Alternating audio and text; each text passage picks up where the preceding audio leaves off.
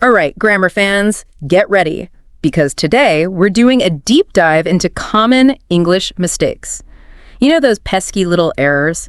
The ones that we've probably all made at some point. And the ones that make us cringe a little bit inside when we shoe them. Exactly. We're going to pick apart some real-life examples, and hopefully by the end of this, you'll be well on your way to becoming a grammar master, ready to sharpen those language skills. Absolutely. Let's dive in. You know, it's interesting. These mistakes, they often seem pretty simple on the surface, but when you really look at them, there's often a trickier grammatical rule at play. It's like one of those optical illusions, you know, once you see it, you can't unsee it. Exactly. Well, no more linguistic illusions for us, right? Well, let's do it. Let's tackle a classic right off the bat. The too much versus very conundrum. You've heard this one, right? Someone might say, that concert was too much loud. Oh, yeah. And you immediately think, something doesn't sound quite right there. Yeah. This mistake is everywhere, and I think part of the reason why is because it plays on that natural instinct to want to emphasize something, you know, to really drive home a point. But the real difference comes down to understanding when to use an adjective versus a noun. Ooh, okay. So what's the rule here?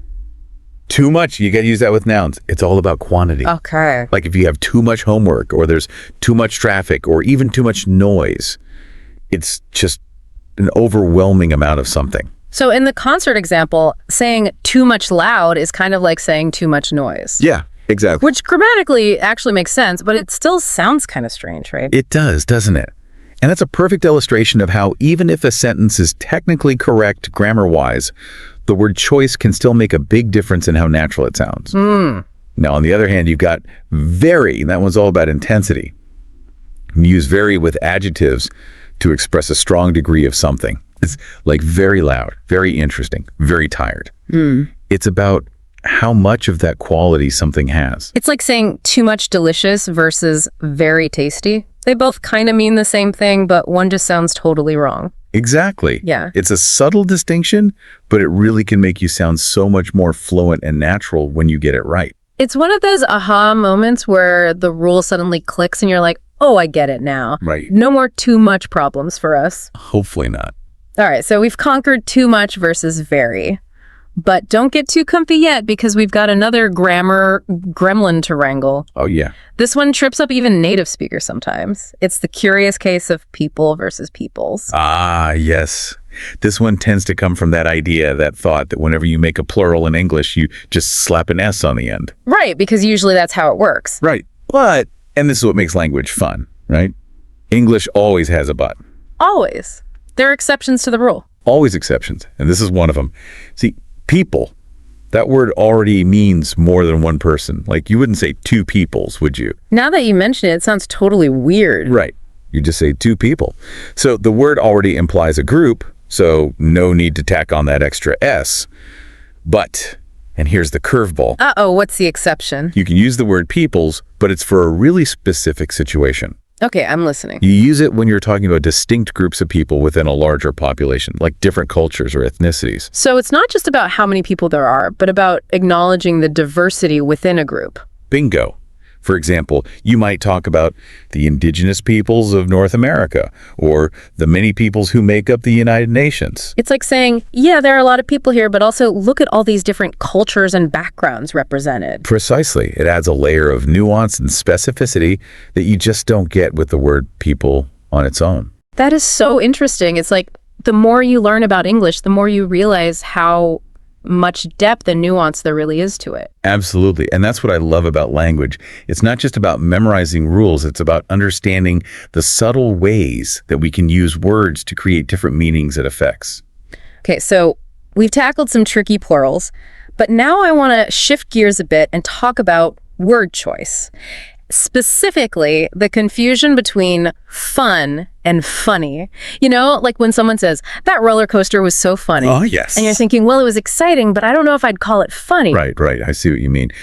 It's understandable how those two get mixed up, because they're both about enjoying something. But at the heart of it, they mean very different things. Okay, so how can we tell them apart? What's the key to using fun and funny correctly? All right, so think of it this way. Funny is all about laughter. Jokes are funny. Memes are funny. Stand-up comedians hopefully are funny.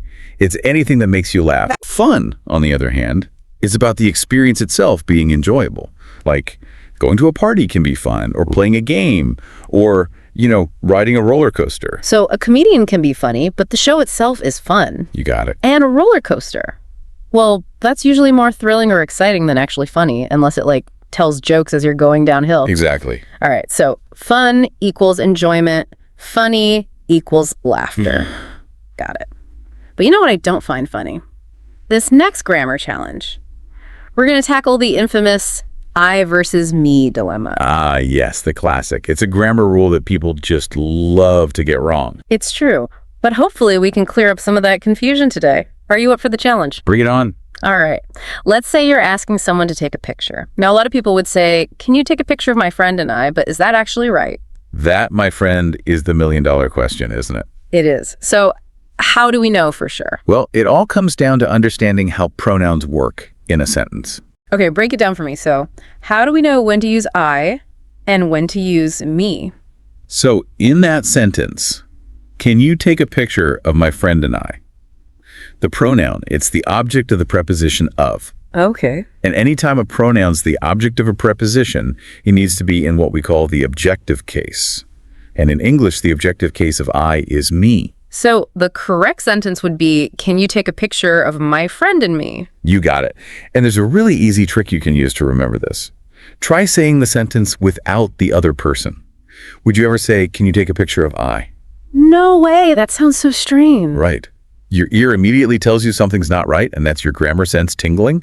So next time you're not sure, just try taking the other person out of the sentence, and it should be clear which pronoun to use. I love that trick. Simple and effective. See, this is why I love these deep dives. We're always uncovering these little grammar gems. Absolutely. And speaking of gems, let's move on to another common grammar puzzle. The distinction between since and for when we're talking about time. Ooh, yes, this one always trips me up. It's one of those things that seems so straightforward, but then you start thinking about it too much. You're like, wait, how does time work again? Exactly. It's like, have I been doing this for 5 years or since 5 years? What does it even mean? Right. Well, all comes down to how those words since and for, how they relate to time.